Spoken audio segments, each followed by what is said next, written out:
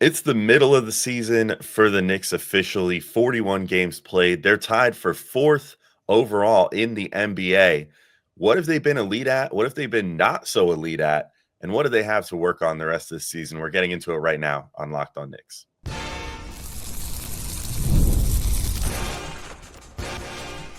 You are Locked On Knicks, your daily New York Knicks podcast, part of the Locked On Podcast Network. Your team every day. All right, welcome in to Locked On Knicks, your daily New York Knicks podcast. I'm Alex Wolfe. I'm editor-in-chief at Knicks site, The Strickland, which you can find at strick.land, and he's Gavin Schall, your favorite play-by-play broadcaster's favorite play-by-play broadcaster, and the Saturday host of the Locked On NBA podcast. And we are getting into the midseason report card, we'll call it, though I don't think we're giving out grades. We're going to just kind of talk about the overall themes of what's gone on with the Knicks so far this year. What have they done well? What have they not done well? What can they improve upon? What's just simply met expectations this year? So there's a lot to talk about, and it's certainly been a little, I don't know if I'll call it a roller coaster, because they've been fairly consistently good, but definitely some things that have stood out so far this year that we're going to get into in today's episode. But I wanted to also thank you guys for making Locked On Knicks your first listen today and every day, whether you're checking us out on your favorite podcast platform or taking in the sights and sounds on YouTube. We appreciate you making us part of your daily routine. Make sure you hit the auto download function on your favorite podcast app and the notification bell on YouTube so you never miss an episode. And if that's not enough, your favorite podcast now has a newsletter. Introducing the Locked On Knicks Daily Newsletter, one stop for ultimate team and league coverage, delivered right to your inbox. Sign up for free now at lockedondaily.com. That's lockedondaily.com, and start your day with the all-new free Locked On Knicks newsletter. So, Gavin, it's the midseason officially. The Knicks have played 41 games. We do have a quick injury update to get into before we get into some of the bona fides here. According to Ian Begley, Karl-Anthony Towns, only a sprained thumb. That was also just released by their PR yesterday with the injury report. So that's a really good news that he didn't break a thumb or something there. Hopefully something that he'll be able to manage for a couple weeks and will just slowly get better. We were just talking about the Knicks do have 4 days off next week between games, which hopefully will be very helpful for that. And then also Mitchell Robinson projected to get back potentially early February, which would be a very welcome addition to this team right now, especially, again, with Cat hurting a little bit with that sprained thumb. But we'll get into a minute why that could be a potentially huge thing for them and a potential goal going down the stretch of the season. But, Gavin, right now, the Knicks are 26-15, the 3rd seed in the East. They're fairly comfortably ahead of the 4 seed, but also fairly comfortably behind the 2 seed. But they've had a fairly elite year so far on offense, and actually are about at the mark on defense where we kind of said that they had to be if they wanted to be a true playoff contender this year.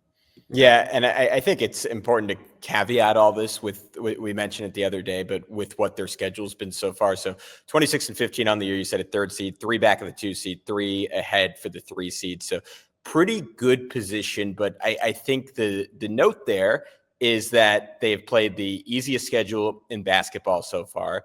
Last I checked, which was a week ago, they had the 2nd best health of any team in the NBA in terms of impact missed or impact lost by injury.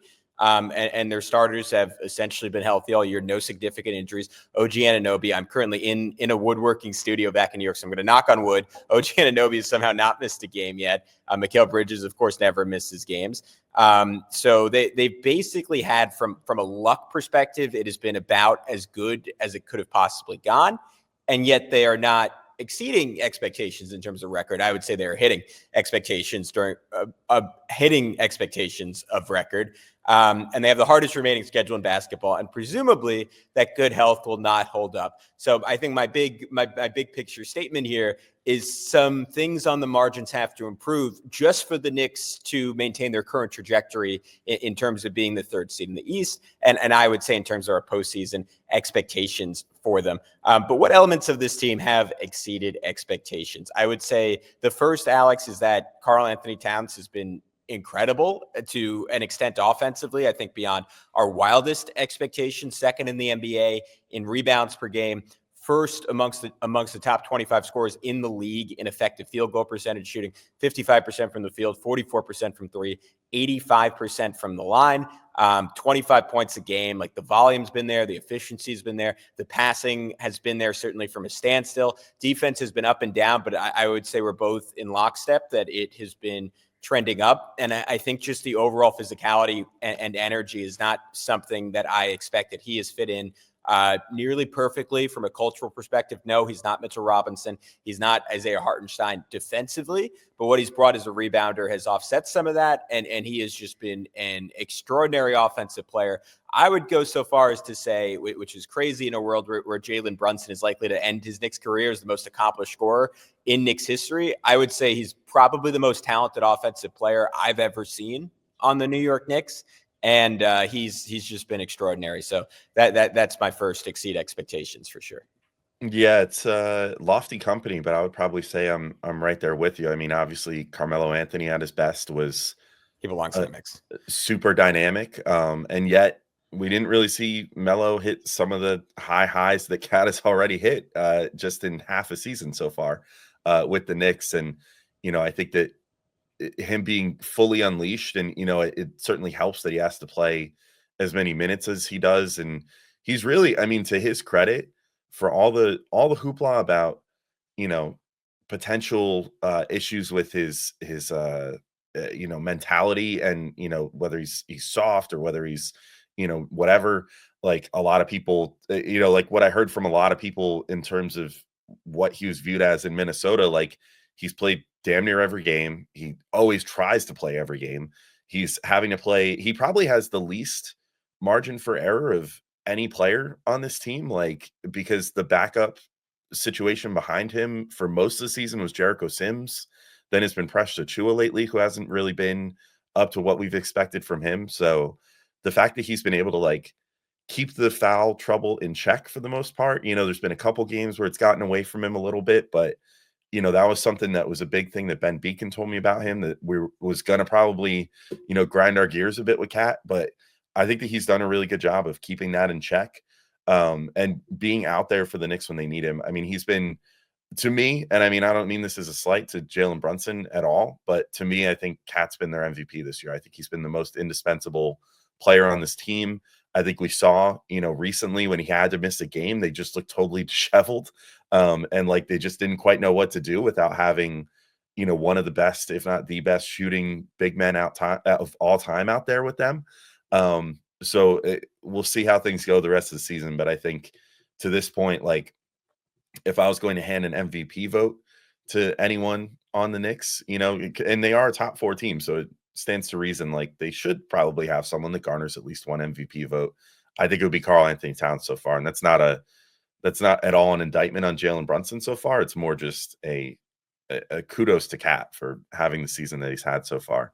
Jalen Brunson, though, has shown some improvement himself, averaging the highest assists per game in his career at 7.6.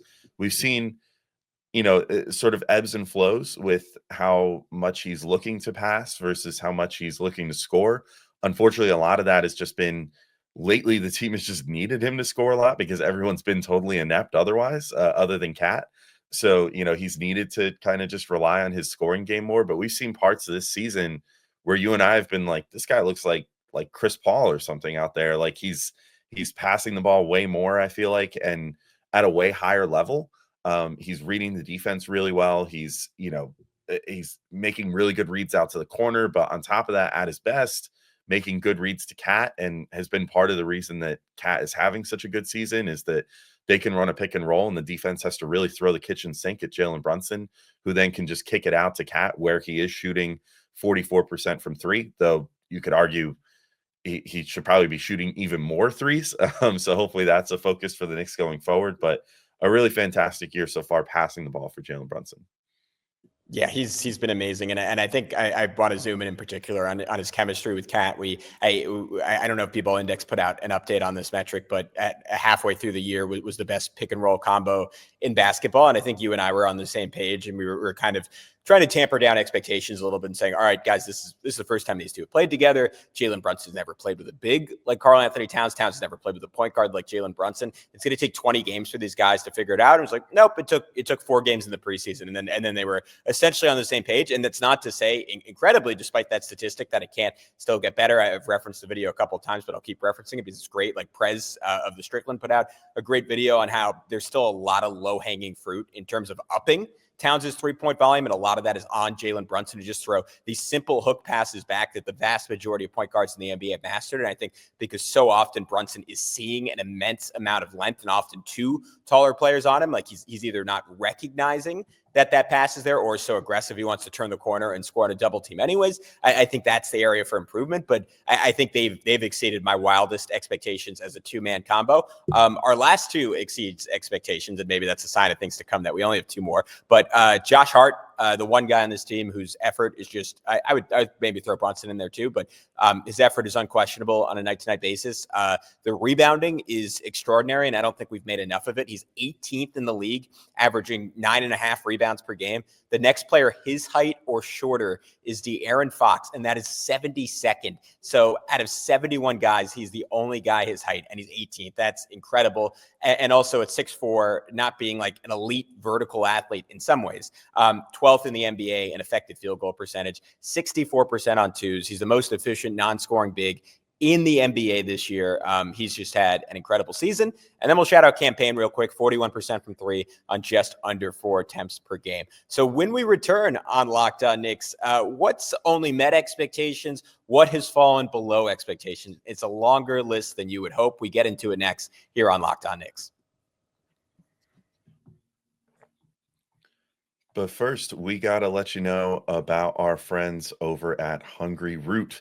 And when it comes to grocery shopping and meal planning, I've had this ongoing problem. I just don't have the time between work, life, trying to eat healthier. I was constantly feeling stressed out. Go to the grocery store, buy things I didn't need, and then end up with no time to actually cook. And sticking to my health goals, that was a struggle too, especially the case right now. Trying to move right now with me and my wife makes it a lot harder. But everything changed when I discovered Hungry Root. Honestly, it's been a game changer. It's the easiest way to eat healthy without all the stress. With Hungry Root, it's like having a personal shopper and a nutritionist all in one. They take care of my grocery shopping, recommend meals and groceries based on my taste and health goals, from anti-inflammatory to high protein and gluten-free options. And the best part is every meal is ready in 15 minutes or less. I'm talking quick, healthy meals that actually taste great, all delivered straight to my door. It's been a huge time saver and has made healthy eating so much simpler. You're going to love Hungry Root as much as I do. For a limited time, get 40% off your first box and a free item in every box for life. Just go to hungryroot.com/LockedOnNBA and use code LockedOnNBA. That's hungryroot.com/LockedOnNBA, code LockedOnNBA to get 40% off your first box and a free item of your choice for life. hungryroot.com/LockedOnNBA, code LockedOnNBA. Don't miss out. All right, Gavin, we're back in to keep talking through the midseason report for the Knicks. And I don't mean to gloss over this, but I'm just going to really quick shout out the things that have met expectations so far. Jalen Brunson's scoring, I think we can safely say, has been as good as expected, although maybe not transcending in any way, though recent history would maybe suggest otherwise. He's kind of switching it back on to the levels that we've expected for years, for the last couple of years now. But 25.7 points per game this year, 48.2% from the field, 38.5% from 3 on high volume as usual. So that's great. Although again, that's been a little up and down, and 82.4% from the free throw line this year. So everything you would expect scoring the ball, Jalen Brunson has been doing it. And then OG Anunoby's defense in the aggregate is about what you would expect, though.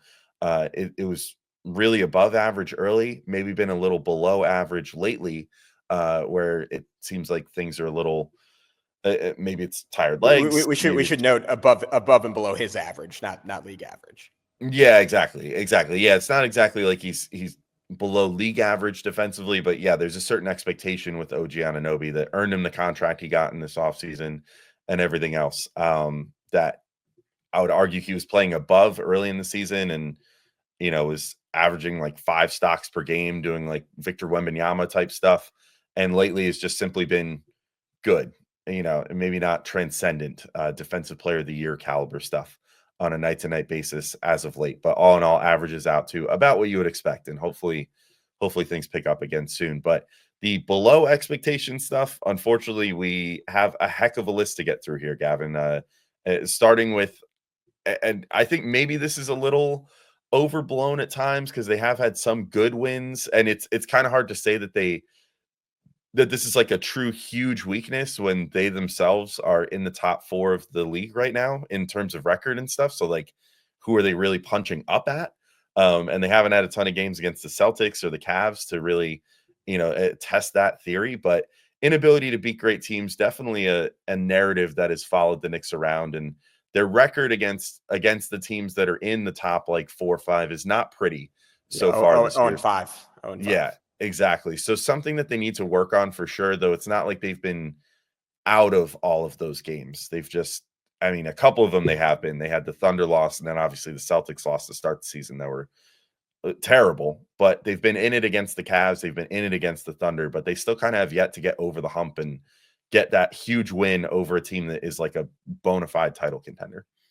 Yeah, I think that's maybe it is the accumulation of all the other stuff we're going to talk about, but like that is the single like biggest blaring red light. I think what I was looking for this regular season and where it's been a little weird was maybe an even slower start than they got off to. And we kind of cautioned everyone before this year, hey, their first 12 games are basically the hardest stretch of the season. They're going to be figuring out their chemistry, and they got through it. They went 6-6. And then from there, they had, before this recent stretch, had a pretty dominant stretch, winning 9 games in a row. Felt like everything had kind of clicked into place, but you were still looking for those nights where they hit the highs that I know everyone references it, but that they hit a year ago now, January 2024. And there maybe been 2 or 3 times where it's happened, like blowing out the Nuggets. That has aged really well as Denver, I think, has reasserted themselves as also like a top 6, 7, 8 team in the NBA and a bona fide NBA championship contender.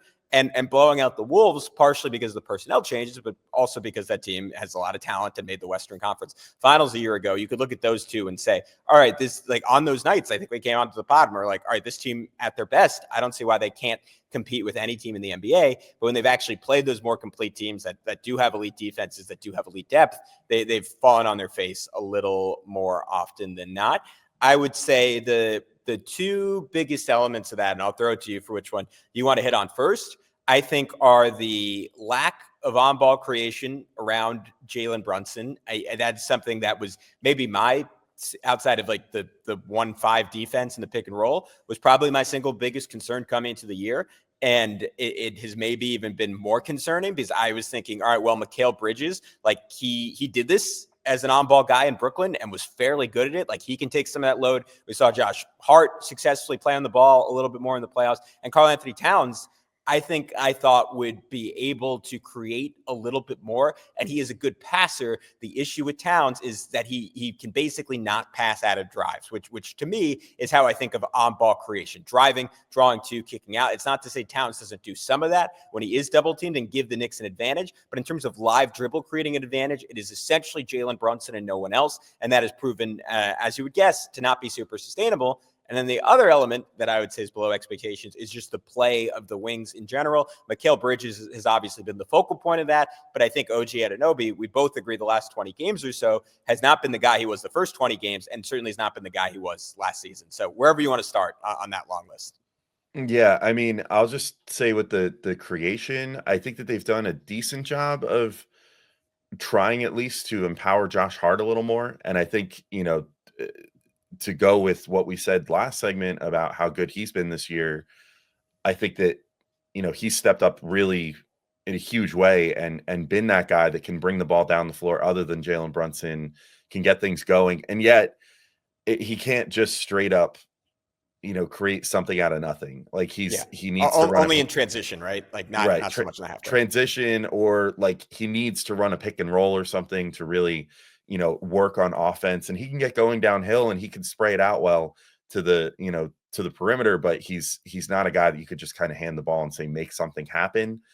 Mikal Bridges, I agree, should be that guy. And I think that's where we should probably start. I mean, he's just been like straight up bad at certain points of the season. I mean, the stats are just baffling with him, where in November, he shoots 43% overall, shoots 29% from three on like a lot of attempts, and like 6.6 per game, and just keeps throwing him up there. And then, is shooting, just not even getting to the free throw line for the most part, and only shooting 67% there. Then December, like really, we think turn it around. We thought he turned it around and gets to 56% overall shooting the ball, and 43.3% from three, and 77% from the free throw line, and actually was getting to the free throw line like a couple times per game, which was good, or at least pushing towards a couple times a game. And then now in January, just it has completely fallen off a cliff again. Back down under 50% overall from the field, but back to 27% from three. And again, attempts going up as he's getting worse from three, which is crazy. Shooting over 7 attempts per game and shooting 27% has just been an absolute killer for the Knicks lately. Still getting to the free throw line a little bit, which is good, but I think the big thing, and we've talked about it a lot, is just some of the stuff even defies the eye test, with him. It's just like, or I mean, defies the numbers test, and you just have to rely on the eye test, because it just feels like some nights he just doesn't want to be on the court lately. It's really bizarre with him. It's like he'll go from being relatively aggressive and, making cuts and trying to get open for threes and stuff like that, to then just looking like he doesn't even want to be on the floor some games and barely being involved on offense. Like, I don't know if it's just an issue of them finding opportunities for him at this point, because it seems like no matter what, they're trying to find ample opportunities for him. It seems like some games he's just not interested in taking them.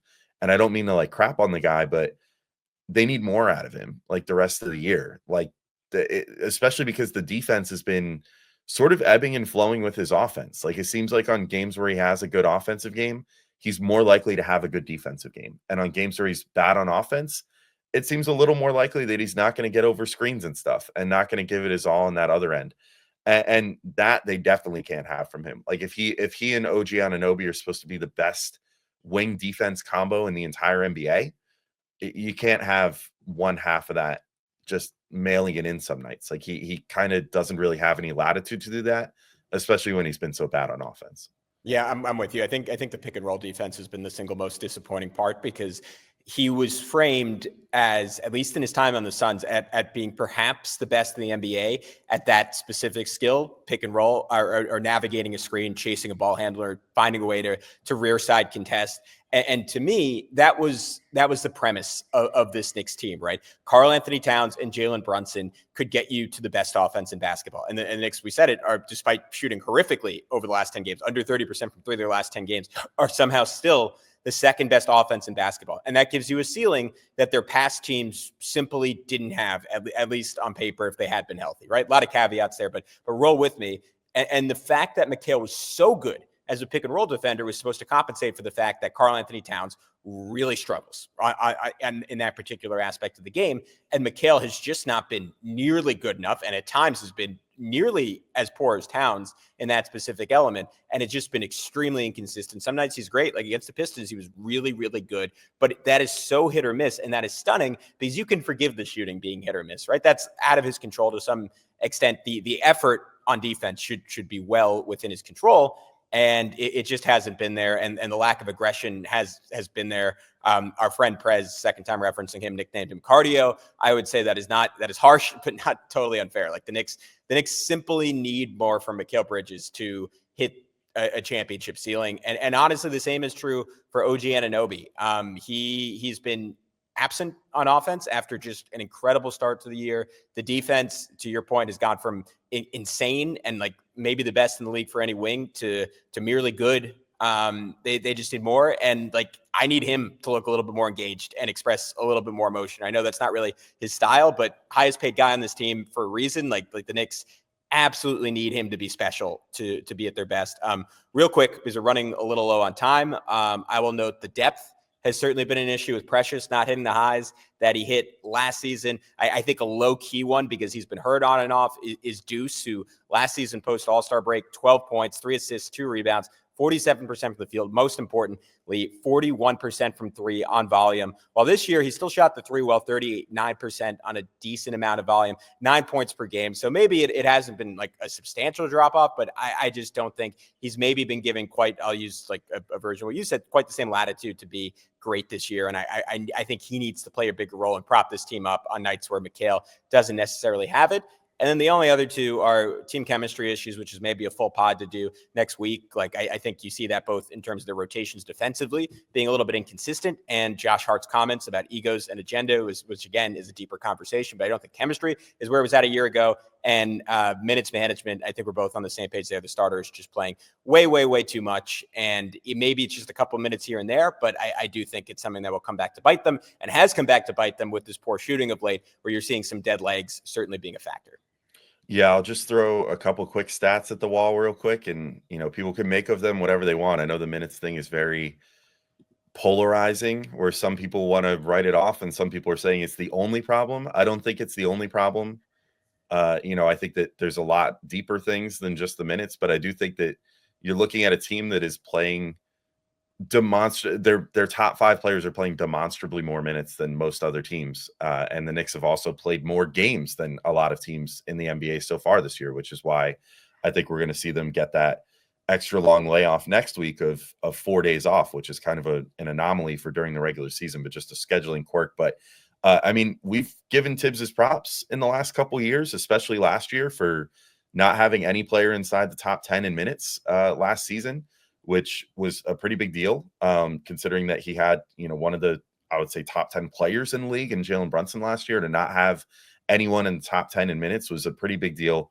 But this year, if you just look at it possessions wise, the Knicks have played their top 5 guys have played almost double the amount of possessions together of any other 5-man lineup in the league, which is crazy. 1,395 possessions for the Knicks starting unit versus 857 for the next highest. That's Minnesota's starting lineup of Mike Conley, Anthony Edwards, Jaden McDaniels, Julius Randle, Rudy Gobert. They've played 857. The Knicks played 1395. So I'll just leave that one be. But also in terms of raw minutes played, the Knicks have the top 3 minutes getters in the league in Mikal, Hart, and OG. They're 1, 2, 3 on the list. And then they have 4 out of the top 5 because Brunson is in 5th.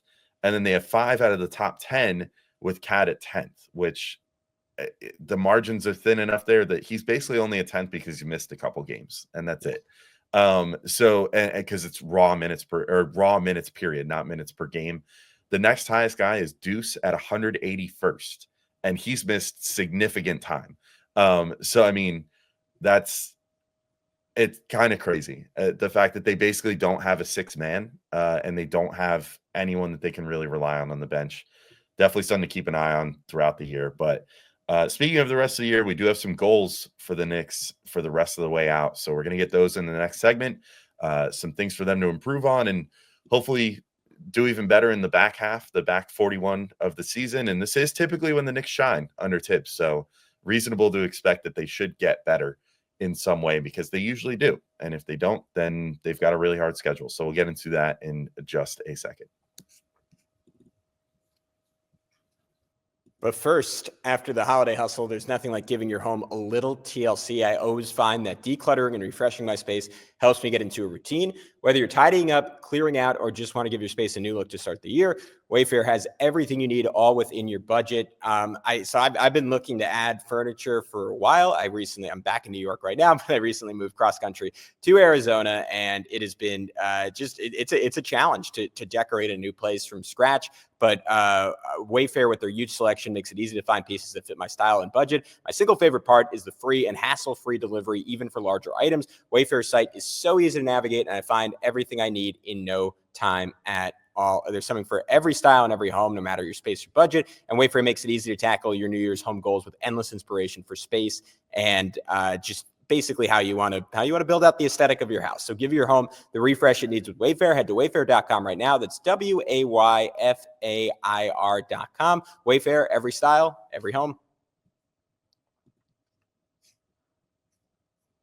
All right, let's get into what are the goals the rest of the way for the New York Knicks. I think item one on the checklist, you had this here: get a signature win. 3 games left against Boston, 3 games left against the Cavs.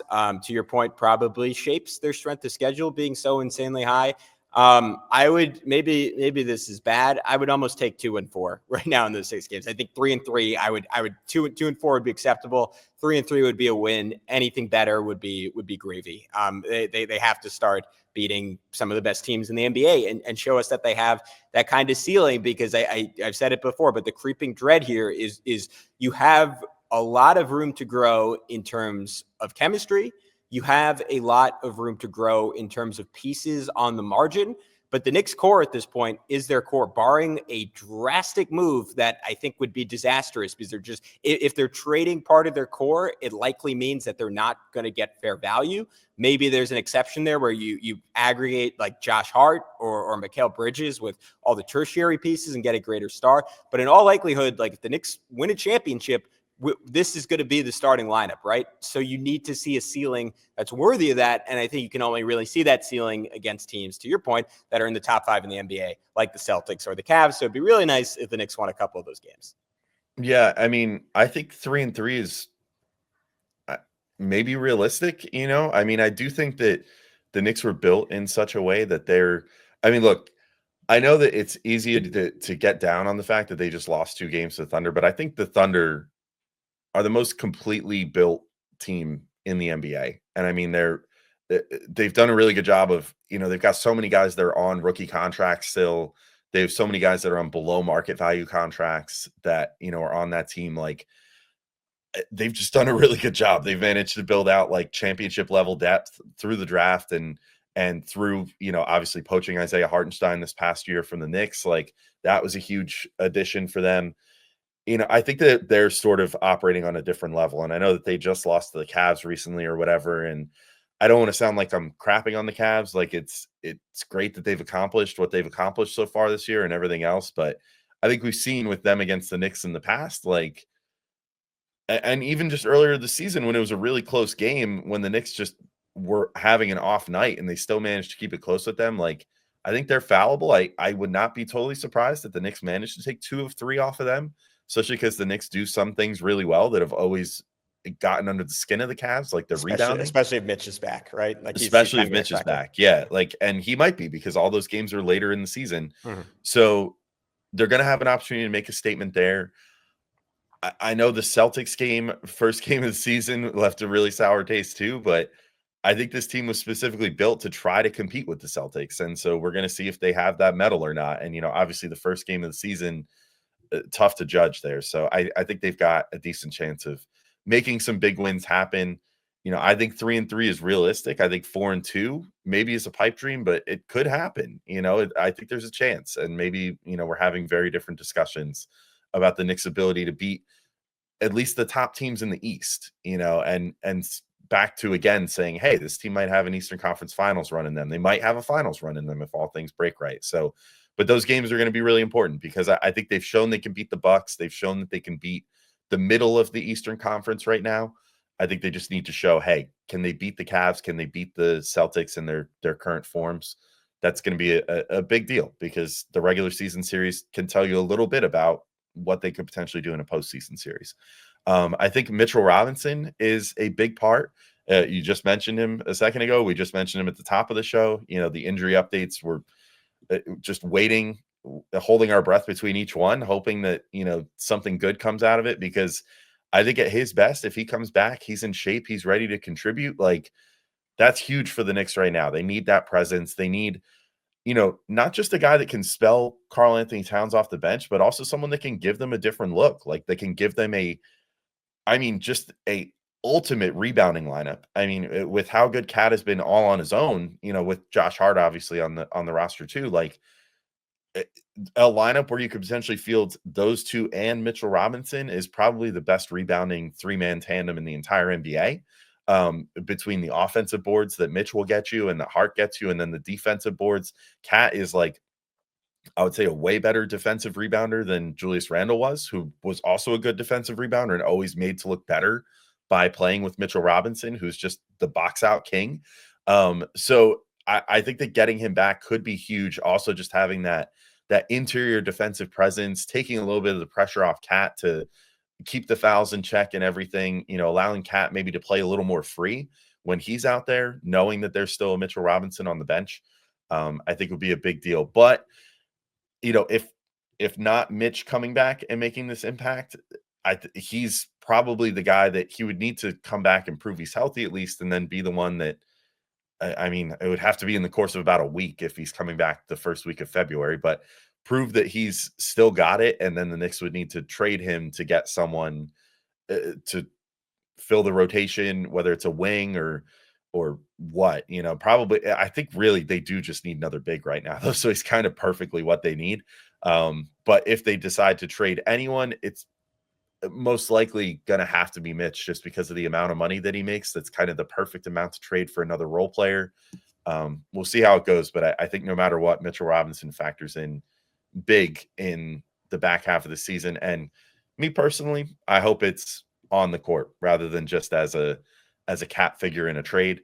And we'll see how it goes, but I think that he could really offer a lot to this team on the court.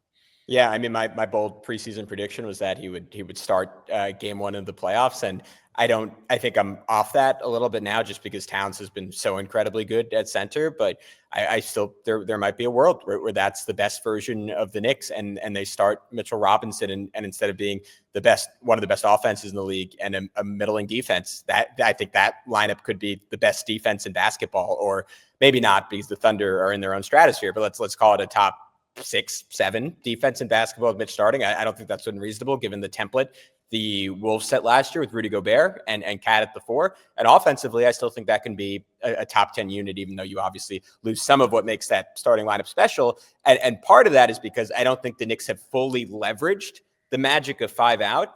And you want them to get there, because that probably is the highest ceiling version of this team. But until they do, like the way Jalen Brunson is playing right now, I think he can largely do a lot of the same stuff, even with Mitchell Robinson in there at center, and might even be helped a little bit by Mitch's screening relative to Cat's screening. Again, that is probably a conversation for a deep dive episode next week on what Mitch coming back looks like. But I do think there's a world where the best version of this year's team, if not the long-term trajectory of this team, is Mitchell Robinson at center. My last big picture one is I would say not lose to a team that isn't the Celtics in the playoffs. I know there's a lot of double negatives in there, but I think it would, as good as Cleveland is, maybe there's a world where you play a competitive 7-game series against the Cavs and you walk out feeling good about yourselves.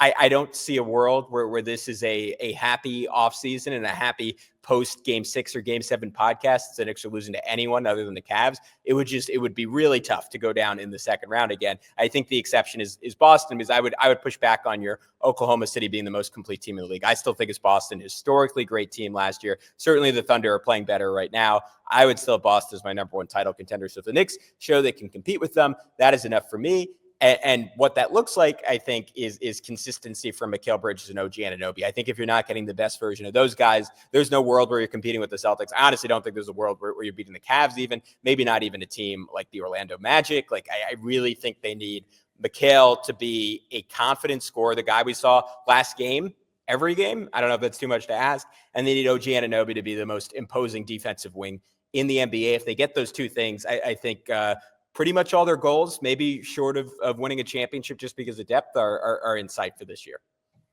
Yeah, I think that a lot of it comes down to they're going to need to. I mean, Mikal and OG, obviously they need to give their best defensive efforts as well. But I think that they need to get back to the best version of the offense of this team as well, which I think we saw earlier in the season. I feel like we were seeing more motion, like when they were just in that, like, first week of school mode, I guess. They were, they came in, they were like ready to go. They had done all their homework, they had some plays drawn up, whatever. And I feel like early in the season when we were seeing those games where they were flirting with 40 assists per game, for stretches there, I think we're seeing a better version of the Knicks offense than what we're seeing now. And unfortunately, a lot of it comes down to, like, I just don't think that Brunson or even Cat to an extent, or like Hart, I guess, feel like they can trust OG and Mikal to score right now.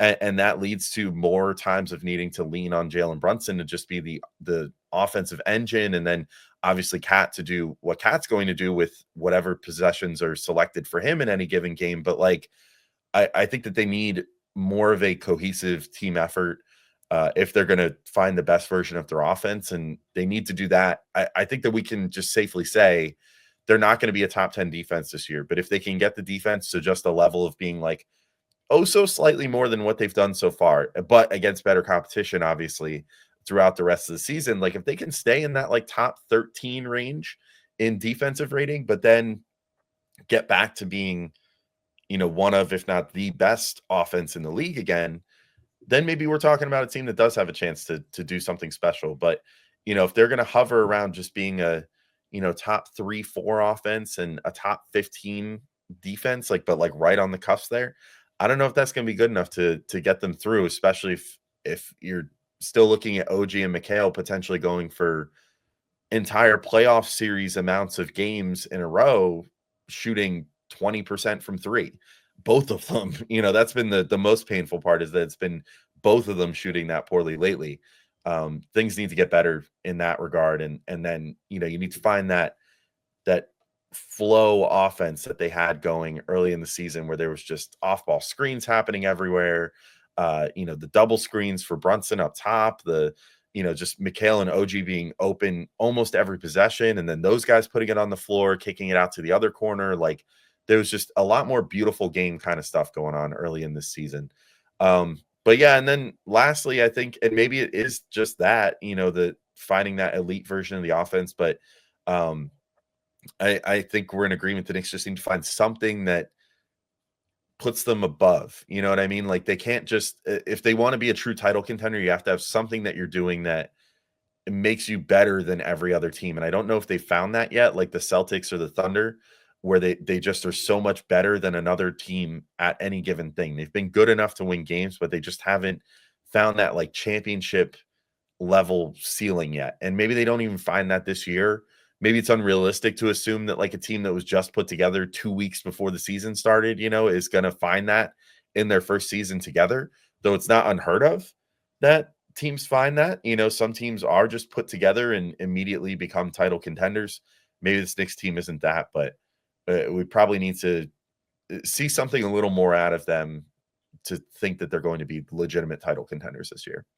Yeah, I'm with you. And I mean, for the Celtics, it's their 3-point shooting. For the Thunder, it's their defense. For the Knicks, I do think it's the offense just being unstoppable. And to me, the keys there are, I mean, it's what we've discussed. It's Mikal has to be the best version of Mikal every single night. They have to dramatically up their 3-point volume, and I think to do that, they need more on the ball from Bridges, more on the ball as a drive and kick guy from Towns, maybe a little bit more from Hart. Like more guys have to embrace that, because if it's just Jalen Brunson, there is a ceiling on what this team can be. They play again tonight. I would also argue one more thing. I would just argue, like, if we want to find that one outlier thing that could be good enough for the Knicks, it might all come back to Mitchell Robinson again, because I could see a world where him coming back and being as dominant of an offensive rebounding force as he's been in the past, but without a Knicks team that's like bottom 5 in 3-point percentage in the league, and like not one of the particularly great shooting teams. Like,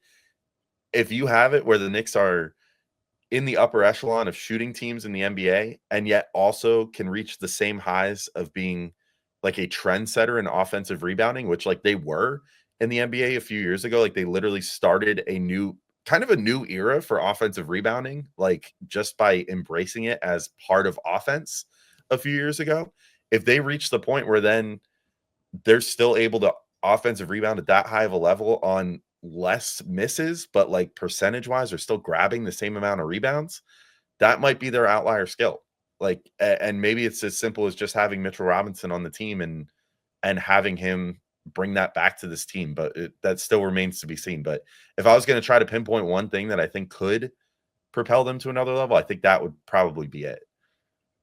Yeah, I'm with you. And I think the question is, can you have Mitch out there and still be the same shooting team? And we'll see. Like, obviously Towns gives you some of that flexibility, some of that optionality. We'll see it take place tonight against the Philadelphia 76ers. But until then, he's Alex. I'm Gavin. We'll talk to you soon on Locked On Knicks.